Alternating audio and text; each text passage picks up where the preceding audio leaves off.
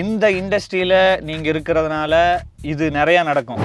ஈக்குவலா இந்த ஈக்குவலிசம் மெயின்டைன் பண்றதுக்கு நம்ம தயாரா இருக்கணும். ஒரு குவார்டர் தாண்டுது, ஒரு ஹாஃப் தாண்டுது, ஒரு முக்கால்ல போய் நம்ம இருக்கிறோம். கொஞ்சம் கிறுகிறு நாவும் தான் மைண்ட் சொல்லும், சும்மா குதிச்சு பாரு, சும்மா குதிச்சு தான் பாரு அப்படிங்க. பிறந்ததுல இருந்து சாகிறதுக்கே நினைக்குது இந்த மைண்ட். அதுதான் நம்ம சொன்னாதான் இல்ல. இப்ப நான் யோசிச்சு பாக்குறேன், இப்ப நான் வந்து தனியா இருக்கனா இல்ல தனிமையில இருக்கனானே யோசிச்சு பாத்துட்டு இருக்கேன். இப்ப நான் அந்த விஷயத்துல சத்யராஜ் சார் அவர் எல்லாம் பார்த்தா நீங்க ஃப்ரேமுக்குள்ள அவரை பத்தி நான் கேள்விப்பட்டிருக்கேன். சில அப்ப கேமரா முன்னாடி தான் எக்ஸ்ட்ரோவர்ட்டா, ஏன்னா உங்க வேலை அப்படின்றனால எக்ஸ்ட்ரோவர்ட்டா இருக்கீங்க. இப்படியெல்லாம் கேள்வி கேட்டா ஒரு எப்படிங்க பதில் சொல்றது? சோஷியல் மீடியால ரீசெண்டா ஒன்று வைரலா போயிட்டு இருக்கு, டோபமைன் டீடாக்ஸ்னு ஒன்று. டோபமைன் கேள்விப்பட்டிருக்கேன். டோபமைன் டீடாக்ஸ்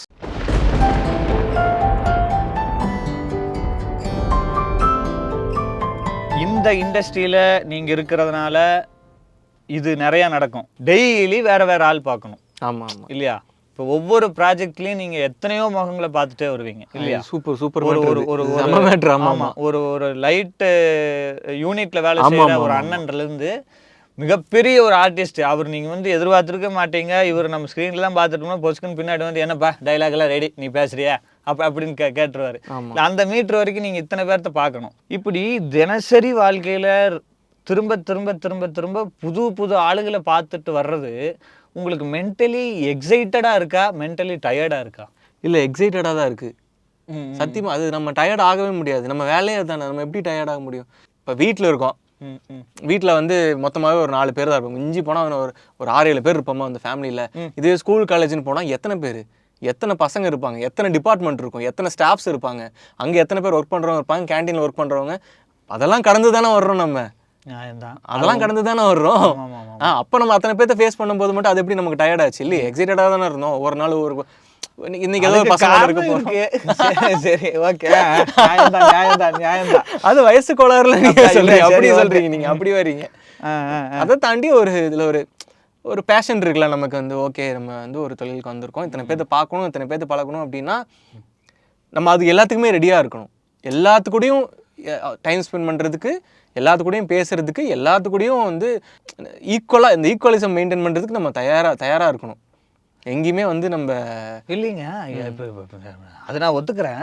பட் இருந்தாலும் இப்போ அந்த மீடியா எப்படி சொல்றது, சினிமா ஃபீல்டு அப்படிங்கிறத ஒரு ஃபுல்லுன்னு எடுத்துக்குவோம் சரிங்களா? குவார்டர், ஹாஃபு, முக்கால், அதுக்கப்புறம் ஃபுல்லுன்னு போய்க்கலாம்.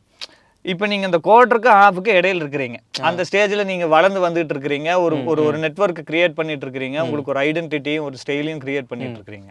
இந்த சமயத்தில் இது ஓகே, ஒரு குவார்டர் தாண்டுது, ஒரு ஹாஃப் தாண்டுது, ஒரு முக்கால்ல போய் நம்ம இருக்கிறோம். கொஞ்சம் கிறுகிறு நாவும் தான், முக்கால் கிட்ட நம்ம போய் கொஞ்சம் கிறுகிறு நாவும் தான் நமக்கு வந்து டயர்டா. இப்போ நான் முக்கால் வாசிக்கு வந்துட்டேன், ஒரு ஆர்டிஸ்டா உட்காந்துருக்கேன் அப்படின்னா, என்கிட்ட ஒருத்தன் வந்து டைலாக் சொல்றான், இந்த மாதிரி ஒரு ஏடி வந்து சொல்றான்னா,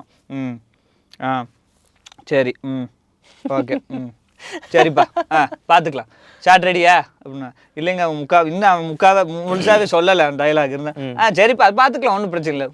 பார்த்துருக்கேன் இந்த மாதிரி ஆர்டிஸ்ட்டை நானும் நேர்லேயே இது நான் என்ன நினச்சிக்குவேன்னா, ஸ்டார்டிங் நான் ஏடியா ஒர்க் பண்ணிட்டு இருக்கும்போது நான் அதை பார்த்துட்டு என்ன நினச்சேன்னா, என்னப்பா ஒரு ஏடியா வந்து ஒரு ஆர்டிஸ்ட் கிட்ட வந்து இதெல்லாம் விளக்கமாக சொல்லிட்டு இருக்கிறோம், அவங்க கேட்கலையே.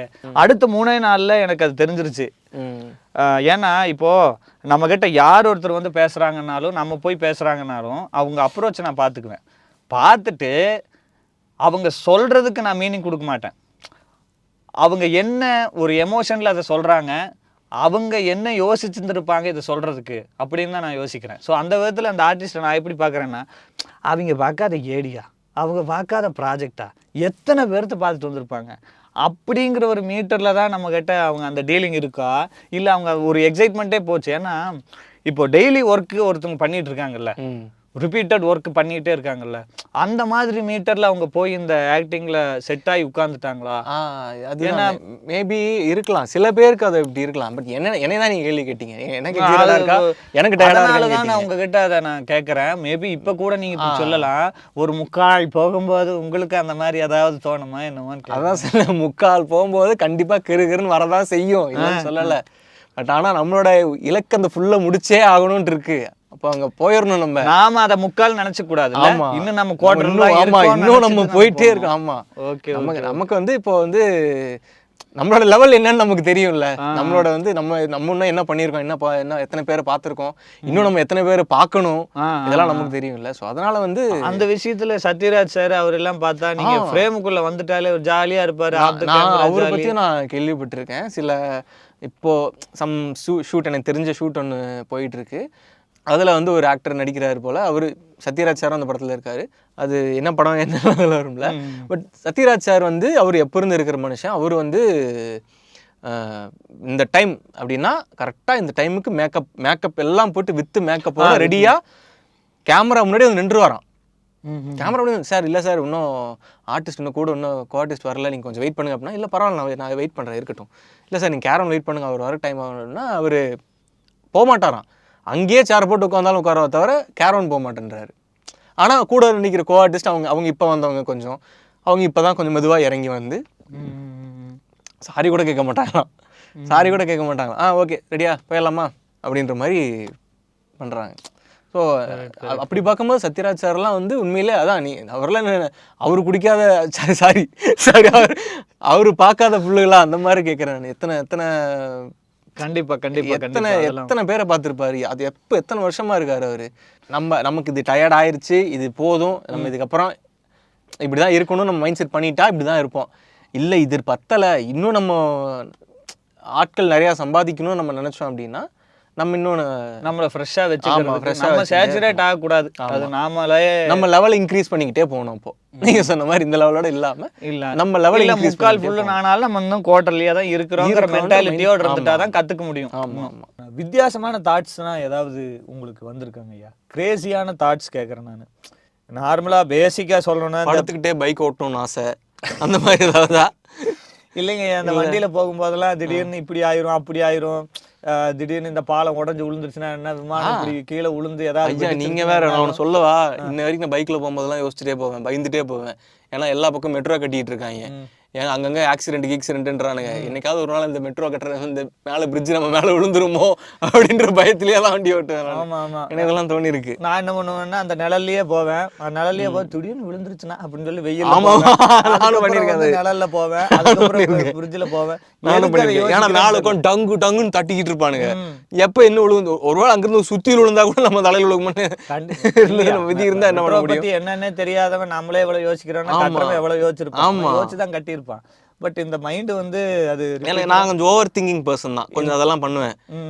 திடீர்னு நல்லா போயிட்டே இருக்குமே, பின்னாடி தமால் ஒரு வண்டி வந்து இடிச்சுட்டா என்ன பண்றது யோசிப்பேன். அந்த நெகட்டிவ் நல்லா தூங்கிட்டு இருக்குமே, திடீர்னு நம்ம காலைல எந்திரிக்காம போயிட்டோம்னா என்ன பண்றது, லைட்டா இங்க ஏதோ நெஞ்சு வலிக்கிற மாதிரி இருக்கே, தலை வலிக்கிற மாதிரி இருக்கு, ஸ்ட்ரோக்கா இருக்குமோ ஹார்ட் அட்டாக்கா இருக்குமோ, அதெல்லாம் யோசிப்பேன் நான். இது இப்போ எல்லாத்துக்கும் இருக்குதாங்க ஐயா? இது பொதுவா நான் நினைச்சேன் எனக்கு மட்டும்தான் இருக்குது நான் நினைச்சேன். உலகத்திலே நமக்கு மட்டும் தான் அதாவது யாருக்கிட்டையும் கேட்கறது இல்லை. சொன்னாலே தம்பி அப்படியே இங்க வாங்க அப்படின்னு சைக்காலஜிஸ்ட் ஒருத்தர் பார்த்து அப்படின்னு சொல்லி கூட்டிட்டு போயிடுவாங்களான்னு பயம். இப்பெல்லாம் அது ட்ரெண்டா போயிட்டு இருக்கிறதுனால எனக்கு பக்குன்னு இருக்கு. அதனால யார்கிட்டையும் சொல்றது இல்லை.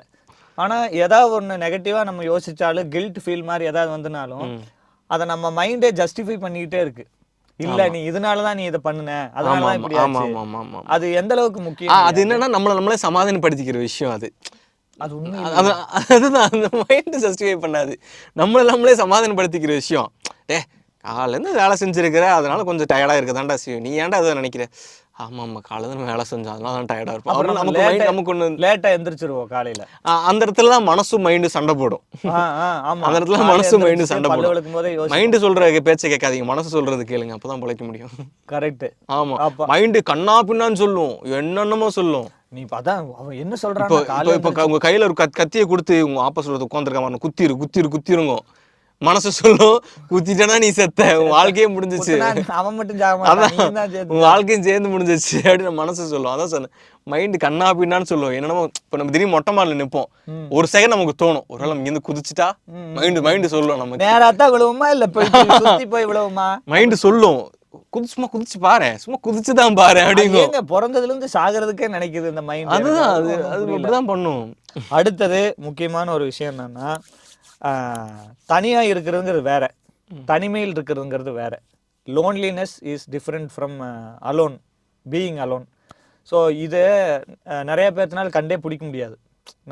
நான் வந்து மொட்டை மாடியில் இப்போ நான் வந்து உட்காந்துட்டு நான் தனியாக உட்காந்துருக்கேன்னு வைங்க, இப்போ நான் தனிமையில் இருக்கிறேன்னா நான் தனியாக இருக்கிறேன்னா ஏதோ ஒரு படத்துல சொல்லுவாங்க, ஆமா அவன் தனியா இல்லம்மா தனிமையில் இருக்கான்.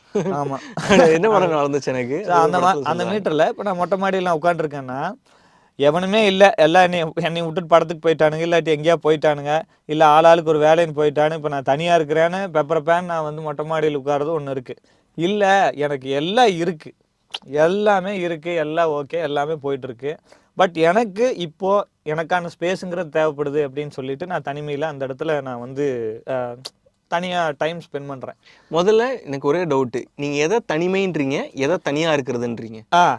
தனியாக இருக்கிறதுங்கிறது வந்து நானாக எடுத்துக்கிட்ட ஸ்பேஸ். ஓகே, நான் தனியாக இருக்கணும் அப்படின்னு சொல்லிட்டு நானாக எடுத்துக்கிட்ட ஸ்பேஸ் வந்து ஃப்ரீடமாக சுதந்திரத்தோடு எடுத்துக்கிறது தனியாக. அதாவது நானா என்னைய வந்து குவாரண்டைன் பண்ணிக்கிறது, தனியாக இருக்கு பண்ணிக்கிறது. எனக்கு குவாரண்டைன்ட்டீங்க, குவாரண்டைனா என்னை தனிமைப்படுத்திக்கிறது. ஓ அதுக்கு அதான். ஆமாம், குவாரண்டைனா தனிமைப்படுத்திக் கொள்ளுதல். ஓகே ஓகே, அது லோன்லினஸ். ஐ மீன் தனியாக இருக்கிறது, இங்கிலீஷ் வேண்டாங்க, தனியாக இருக்கிறது சரியா. தனிமையில் இருக்கிறதுங்கிறது வந்து விதி. ஆமா, ஆல் அபார்ட்டட் மீ, எல்லாம் ஆல் ஹர்ட்டட் மீ, அதனால எல்லாம் போயிருச்சு, அதனால நான் அபண்டன்டா இருக்கேன். அபண்டன்டா இருக்கு, அதனால நான் தனிமையில் இருக்கிறேன் அப்படின்னு. இப்போ அந்த இப்படி இருக்கிறதுக்கு நம்ம எப்படி கண்டுபிடிக்கிறது? நீங்க உங்களால் கண்டுபிடிச்சிட முடியுமா? தெரியும், தனியா இருக்கீங்களா இல்ல தனிமையில் இருக்கீங்களான்னு கண்டுபிடிச்சிட முடியுமா? இல்ல கண்டுபிடிக்க தெரியாத ஆட்கள் நீங்க பாத்திருக்கீங்களா? நம்ம சொன்னாதான் இல்லை, இப்போ நான் யோசிச்சு பார்க்குறேன், இப்போ நான் வந்து தனியாக இருக்கனா இல்லை தனிமையில் இருக்கனானே யோசிச்சு பார்த்துட்டு இருக்கேன். இப்போ நான் சம்டைம்ஸ் நம்ம நினைப்போம், சம்டைம்ஸ் வந்து இவங்கெல்லாம் இல்லாமல் நம்ம இருக்கிறது தான் நமக்கு நல்லது, நம்ம தனியாகவே நம்ம இருந்துக்கிறது நமக்கு நல்லது, நமக்கு சம்டைம்ஸ் தோணும். சம்டைம்ஸ் யோசிச்சு பார்த்தா நாம தான் அது காரணமாக, ஒருவேளை நம்ம தனிமைப்படுத்திக்கிட்டனால தான் எல்லாரும் நம்ம தனியாக விட்டுட்டு போயிட்டாங்களோ, அதனால தான் நம்ம இன்னைக்கு தனிமையில் இருக்கமோன்ற நமக்கு ஒரு நம்ம அவாய்ட் பண்ணிட்டு இருந்ததுனால தான் அவங்க எல்லாரும் அவாய்ட் பண்றாங்களா, அவங்களாம் இன்னைக்கு நம்ம மொத்தமாக அவாய்ட் பண்ணிட்டு போயிட்டாங்களோ அப்படின்ற அந்த ஒரு ஃபீல் வர ஆரம்பிச்சிடும். ஏன்னா சுற்றி ஒரு 100 பேர் 150 பேர் இருப்பாங்க, இல்லை 50 பேர் 30 பேர் இருப்பாங்க, பட் நாம தனியாக இருக்கிறோங்கிற ஒரு ஃபீல் நமக்கு இருக்கும். ஆமாம் ஆமாம், துண்டா நம்ம மட்டும் அந்த இடத்துல, அது இன்ட்ரோவர்ட். அப்படி எல்லாருக்குமே சொல்ல முடியாது. அது அப்படி இருந்தா எக்ஸ்ட்ரீம் எக்ஸ்ட்ரோவர்ட்டுக்கும் கூட அந்த ஃபீல் இருக்குமே கண்டிப்பா. ஒரு அது அவன் தனியா இருக்கும்போது தான் இருக்கும், எல்லாரும் இருக்கும்போது இருக்காது. இருக்காதோ? இருக்காது. அவன் தனியா இருக்கும்போது அவனுக்கு பேச்சு துணை கால் தேடுவான். யாருக்கு? இந்த எக்ஸ்ட்ரீம் எக்ஸ்ட்ரோவர்ட்டுக்கு. இன்ட்ரோவர்ட் எங்கேஜிங்காவே இருக்கணும். ஆமா, இந்த இன்ட்ரோவர்ட்டா இருக்கவன் அதை பத்திலாம் யோசிக்கவே மாட்டான். அப்ப இன்ட்ரோவர்ட்னா செல்ஃப் என்கேஜ்டு பெல்லோ இல்லையா? எங்கேயோ போய் இருக்கிற இடத்துலயே எல்லா இடத்துலயும் வாழ்வாங்க இல்லைங்களா? அப்ப எக்ஸ்ட்ரீம் எக்ஸ்ட்ரோவர்ட்டுங்கன்னா எங்கேஜிங் வந்து எக்ஸ்டர்னலா அவன் தேடுவான் கண்டிப்பா. ஆமா ஆமா, வேற யார்கிட்ட நீ தனியா இருக்கிறன்னா அது நீ தான் காரணம். நீ தனிமை படப்பட்டிருக்க அப்படின்னா அதுக்கு உன்னை சுத்தி இருக்கவங்க தான் காரணம். இப்ப நீங்க வந்து எப்படி, நீங்க தனியா இருக்கவரா இல்ல தனிமைப்படுத்தப்பட்டவரா? நான் ஒரு வினோதமான பிறவி. நான் வந்து என்னையே நான் தனிமைப்படுத்திக்கிட்டு எனக்குன்னு ஒரு பர்சனல் ஸ்பேஸ் எடுத்துக்கணும்னு விரும்புவேன். அது ரெகுலரா நடக்கும். என்ன இன்ட்ரோவர்ட்டா? மேபி நான் இன்ட்ரோவர்ட்டா தான் இருப்பேன்னு நினைக்கிறேன். கேமரா முன்னாடி தான் எக்ஸ்ட்ரோவர்ட்டா, ஏன்னா உங்க வேலை அப்படின்றனால எக்ஸ்ட்ரோவர்ட்டா இருக்கீங்க. அப்படி இப்படியெல்லாம் கேள்வி கேட்டா ஒரு எப்படிங்க பதில் சொல்றது? இல்லைங்க, நான் எவ்வளவு எக்ஸ்ட்ரோவர்ட்டோ அவ்வளவு இன்ட்ரோவர்ட்டுங்க, அவ்வளவுதான். ஏன்னா நானும் ஸ்டேஜ் ஏறி ஆங்கரிங் பண்ணியிருக்கேன், எல்லாமே பண்ணியிருக்கேன். எனக்கு இது எனக்கே புரியல. ஆம்பிவர்ட்னு ஒன்று கண்டுபிடிச்சேன். ரெண்டுமே இல்லாம நடுவுல இருக்கிறது இன்ட்ரோவர்ட்டா எக்ஸ்ட்ரோவர்ட்டா எவனா ஏதாவது கேள்வி அதெல்லாம் சர்ச் பண்ணி கண்டுபிட்டா என்ன கண்டுபிடிச்சேன்னா இந்த ஆம்பிவர்ட் அப்படின்னு சொல்லி ஒன்று வந்து, இன்னொட்டு ஆம்னிவர்ட் என்னமோ இருக்கு. அது என்னமோ தெரியலிங்க சாமி, அது என்னமோ போட்டு நமக்கு அந்த ஆம்பிவர்ட்டுக்குள்ள நான் செட் ஆவேன். அது என்னன்னா எக்ஸ்ட்ரீம் எக்ஸ்ட்ரோவர்ட், எக்ஸ்ட்ரீம் இன்ட்ரோவர்ட். வெளியில சகஜமா எல்லாம் பேசுறதா, ஆட்கள் இருந்தா எக்ஸ்ட்ரோவர்ட், ஆட்கள் இல்லைன்னா இன்ட்ரோவர்ட். எனக்கு ஆட்கள் கூட பேசுறதுக்கு ரொம்ப ரொம்ப பிடிக்கும். ஆனா அதுக்கு நேர் பேக் சைடு என்னோட மைண்ட் என்ன சொல்லும்னா, தனியா போ ஓரமா உட்காரு, உனக்குன்னு டைம் ஸ்பெண்ட் பண்ணு, யோசி. அப்ப நீங்க மைண்ட் சொல்ற பேச்சு கேட்கிறவர் தான் நீங்க. நான் வந்து இதுக்கும் போறது அப்படிங்கிற மாதிரி தான் இருப்பேன். ரெண்டுமே தேவைன்னு நினைக்கிறவன் நான். எது எவ்வளவு தூரம் எக்ஸ்ட்ரோவர்ட்டா இருந்து எல்லாத்து கூட பேசணுமோ அதே சமயம் நமக்குன்னு ஒரு டைம் ஒதுக்கி நம்ம கூட பேசுறதும் முக்கியம்னு நினைக்கிறேன். ஏன்னா வெளியில எத்தனையோ பேர்த்து கூட பேசும்போது என்கேஜ்மெண்ட் கிடைக்குதுங்க ஐயா, நிறைய விஷயங்கள் தெரிஞ்சுக்குது. பட் எப்பவுமே நம்ம தனியா உட்கார்ந்து நம்ம யோசிச்சு நமக்கான ஒரு ஸ்பேஸை கொடுக்கும்போது தான் நமக்கு ஒரு கிளாரிட்டி கிடைக்கும். என்ன பண்ணிட்டு இருக்கிறோம் தெரிஞ்சுக்கிறதுக்கு நம்மளை தனிமைப்படுத்தி நம்ம யோசிச்சா மட்டும்தான் தெரியும். இல்லாட்டி ஒரு வாரம், ஒரு மாதம், ஒரு வருடம் எல்லாம் ஓடிக்கொண்டே இருக்கும். என்ன செய்வோம் என்ற தெரியாது, என்ன செஞ்சோம்னே தெரியாது. அதை உட்காந்து யோசிச்சாதான் தெரியும். அதுக்கு அந்த தனிமைப்படுத்திட்டு நம்ம அந்த குவாரண்டைன் பண்ணிட்டு நம்ம யோசிச்சாதான் தெரியும் அது. ஸோ கிளாரிட்டிக்காக அந்த இன்ட்ரோவர்ட் ஃபேஸு, அதே மாதிரி எங்கேஜிங்காக வாழணும்ல, தனியாக எப்படி வாழ்றது, எல்லாரும் வேணும்ல, அப்படி வாழ்றதுக்கு இந்த எக்ஸ்ட்ரோவர்ட் ஃபேஸ். ஸோ இப்போ இந்த இதில் ஒரு இப்போ சோஷியல் மீடியாவில் ரீசெண்டாக ஒன்று வைரலாக போயிட்டு இருக்கு, டோபமைன் டீடாக்ஸ்னு ஒன்று. டோபமைன் கேள்விப்பட்டிருக்கேன். டோபமைன் டீடாக்ஸ் அப்படின்னு சொல்லி ஒரு விஷயம். 2 நாளைக்கு உங்கள் ஃபோன் யூஸ் பண்ணக்கூடாது, உங்களுக்கு பிடிச்சது சாப்பிடக்கூடாது, எந்த வேலைக்கும் போகக்கூடாது, நீங்கள் வீட்டுக்குள்ளேயே தான் இருக்கணும், ஆனால் எந்த வேலையும் செய்யக்கூடாது, எதுவுமே யோசிக்கவும் கூடாது, அப்படியே இருக்கணும். செத்துருங்க. அப்படி நீங்க 2 நாள் இருந்தீங்கன்னா கேள்விப்பட்டது. நீங்க என்ன 2 நாள் சொல்றீங்க? 2 நாளே போதுமானதான். 2 நாள் போதுமானது. ஏன்னா 2 நாளே செத்து போயிடுவான், 7 நாள் வரைக்கும் இருக்க மாட்டான்ல. அதனால 2 நாளே போதுமானது. சொன்னதை நான் எப்படி புரிஞ்சுக்கிறேன்னா, டோபமைன் டீடாக்ஸ்னா அந்த டோபமைன் சுரக்கிறது வந்து நமக்கு இன்ட்ரெஸ்டடான ஒரு விஷயத்த தெரிஞ்சுக்க அது சுரந்துட்டே இருக்கும். ஆமா ஆமா இல்லைங்களா? அது இப்படி இன்ஸ்டாகிராம், சோசியல் மீடியா, இன்ஸ்டன்ட் இல்லை, அது நிறைய வந்து டோபமைன் வேஸ்ட் ஆகுதான். நம்ம இதுல எல்லாம் நிறைய டோபமைன்ஸ் வெளியே போயிருதான். வேஸ்ட் ஆகுதுன்னு இல்லை, அது ரிப்பீட்டடா அது சுரந்துட்டே இருந்ததுன்னா நீங்க அதுக்கு போடுற எஃபர்ட்டுங்கிறது இன்னும் அதிகமா போட வேண்டியதாயிரும் அதை சுரக்க வைக்கிறதுக்கு. அதனால என்ன பண்றான்னா, டீடாக்ஸ் அப்படிங்கிறதுனால ஒரு 2 நாளோ 7 நாளோ 1 வாரமோ 21 நாளோ இந்த மாதிரி கொடுத்துட்டு அதுக்கு ரெஸ்ட் கொடுத்துட்டீங்கன்னா அது சுரக்காது, அளவாக தான் சுரந்துட்டு இருக்கும். அப்படி இருக்கும்போது மைண்ட் ஹெல்த்தி ஆகுது. அந்த டயத்திலிருந்து நீங்க எதை இன்ட்ரெஸ்டடா நீங்க பண்றீங்களோ, உங்களுக்கு பிடிச்சதை பண்றீங்களோ, அதுக்கே நல்லா சுரக்கும். அப்போ சொல்றாங்க உங்க வாழ்க்கை நமக்கு ஒரு வெறி வருமா? இல்ல, உங்க வாழ்க்கைக்கு தேவையான பிடிச்ச விஷயத்த நீங்க பண்ணும்போது உங்களுக்கு டோபமைன் சுரக்கணும்னா அதுக்கு டோபமைன் வேணும். அத நீங்க வந்து இதெல்லாம் வேஸ்ட் பேசாத, பிடிக்காத, சாப்பிடாத, கொள்ளாதெல்லாம் வேஸ்ட் பண்ணிட்டீங்கன்னா இதுக்கு சுரக்காது, உங்களுக்கு தேவையான விஷயத்துக்கு சுரக்காது. அதனாலதான் இதுல எல்லாம் கம்மி பண்ணிக்கிங்க.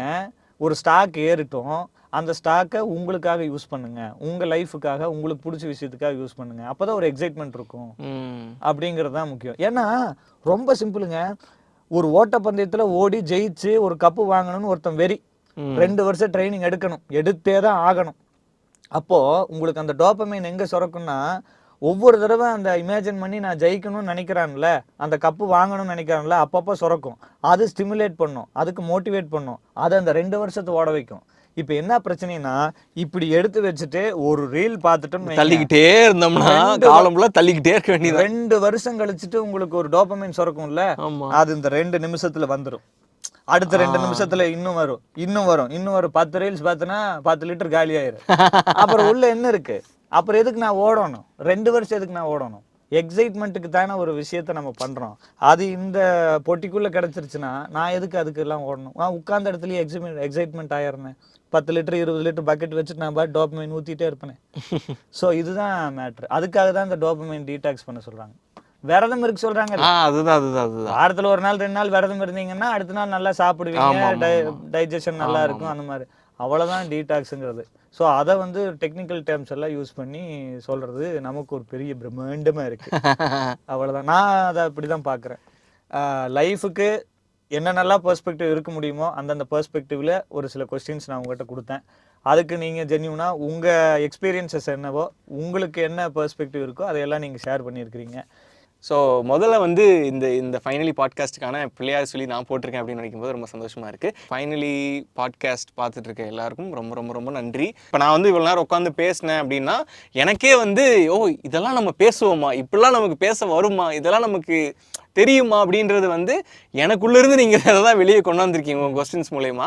ஸோ அந்தளவுக்கு வந்து என்ன சொல்கிறது, உங்கள் ஐடியாலஜிக்கலாகவே ரொம்ப சூப்பராக இருக்குது, நல்லா இருந்துச்சு. எனக்கு என்ன ஏரியாமே சில கொஸ்டின்ஸ்க்கான கேள்விகளாக என்கிட்ட நீங்களே கேட்டு வாங்கிட்டீங்க. ரொம்ப ரொம்ப ஹாப்பி. இவ்வளோ நேரம் நாங்கள் 2 பேரும் பேசிகிட்டு இருந்ததை இவ்வளோ தூரம் கேட்டதுக்கு. ஸோ லைஃபு மைண்டு இந்த 2 விஷயங்கிறது ரொம்ப ரொம்ப முக்கியமான விஷயங்கிறதுனால தான் இதை பற்றி இவ்வளோ நேரம் நாங்கள் ஷேர் பண்ணிக்கிட்டோம். அது ஏதோ ஒரு விதத்தில் உங்களுக்கு ஒரு கிளாரிட்டி கொடுத்துருக்கலாம், உங்களை இவ்வளோ நேரம் என்கேஜ் பண்ணியிருக்கலாம். லைஃப்பில் ஏதோ ஒரு விதத்தில் அது வந்து பர்பஸ்ஃபுல்லாக உங்களுக்கு அது தோணும் அப்படின்னு நம்புகிறேன். ஸோ அந்த விதத்தில் இவ்வளோ நேரம் கேட்டதுக்கு ரொம்ப ரொம்ப நன்றி. மீண்டும் ஒரு அற்புதமான ஒரு மனதோடு உங்களை நான் சந்திக்க வர்றேன். அது வரைக்கும் உங்களிடமிருந்து விடைபெறுவது NK. அன்புக்கு நன்றி. NK from finally.